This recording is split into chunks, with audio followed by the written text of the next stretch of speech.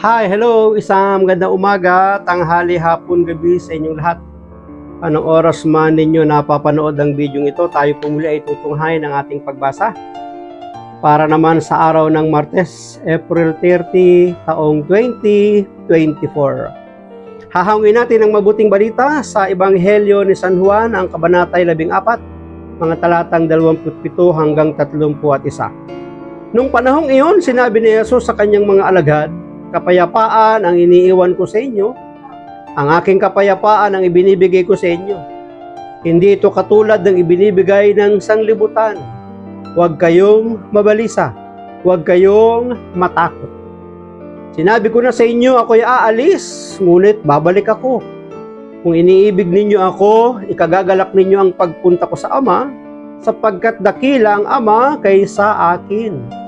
Sinasabi ko na ito sa inyo bago pa mangyari upang kung mangyari na, kayo'y manalig sa akin. Hindi na ako pakahahaba ng pagsasalita sa inyo sapagkat dumarating na ang pinuno ng sanlibutang ito. Wala siyang kapangyarihan sa akin, subalit dapat makilala ng sanlibutan na iniibig ko ang Ama at ang ginagawa ko'y ang iniuutos niya sa akin." Pagpalain ng Diyos ang pagkabasa ng kanyang mabuting balita. Ang refleksyon o pagsasadiwa ay hahanguin po natin sa Aklat ng Simbahay taong 2024. Ang aking kapayapaan ang ibinibigay ko sa inyo, hindi ito katulad ng ibinibigay ng sanlibutan. Huwag kayong mabalisa, huwag kayong matakot.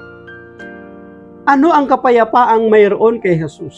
Sa kabila ng samot-samong mga panganib, mga pagbabanta, mga pagpaplano at pagbabalak ng masama ng mga taong kanyang maaaring napatamaan o tinamaan ng kanyang mga pangangaral. Mga taong hindi siya gusto sapagkat sila'y natuligsa na ilantad yung kanilang mga malit pagkukulang. Sa kabila ng lahat ng yon, hindi natakot ang Panginoon. Panatag siya.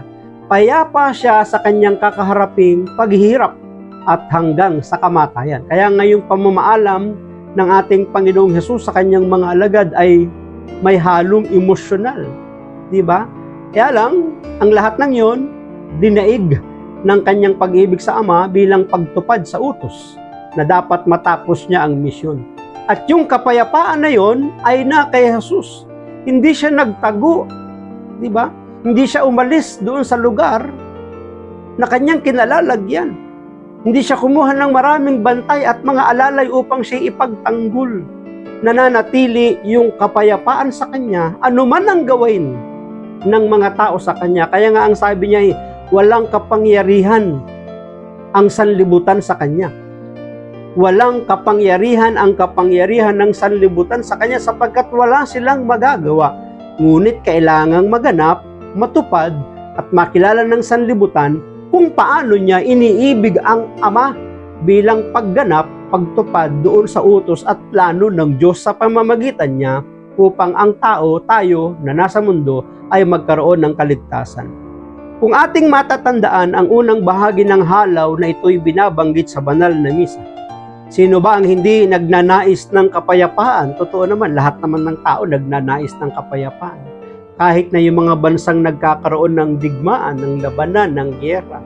Sino ba naman ang hindi nagnanais ng digmaan? Kaya lang, dahil nga sa mga init ng ulo at mga prinsipyong pinaninindigan, dahil hindi nagkakasundo, nagkakaroon ng girian, nagkakaroon ng labanan. Ngunit may iba't ibang uri ng kapayapaan. Kakaiba ang kapayapaang ibinibigay ni Kristo sapagkat ito'y hindi kapayapaang basta tahimik o walang buhay, bagkos ito'y kapayapaang abala sa pag-ibig sa Diyos at sa kapwa. Yun yung mayroon kay Jesus. Kapayapaan ng dahil sa kanyang pag-ibig sa Ama at pag-ibig sa kapwa na dapat maganap yung plano, yung kanyang misyon na iligtas sa pamamagitan niya ang sangkatauhan.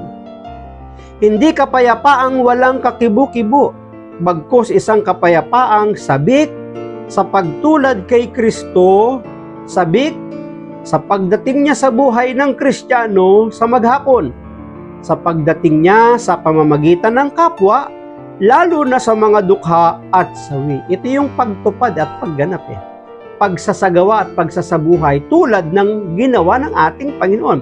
Ito'y kapayapaang bunga ng punyaging paglabanan. Sa ngalan ni Kristo, ang kasalanan at ang mga bumabalakid sa pagpapatuloy ng kanyang misyon dito sa daigdig.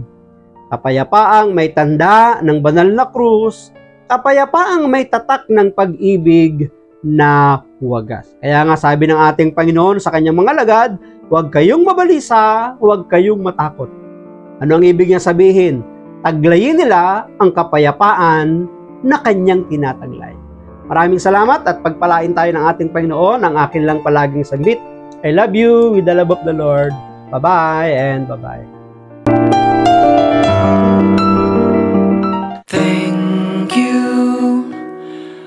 Thank you for your smile.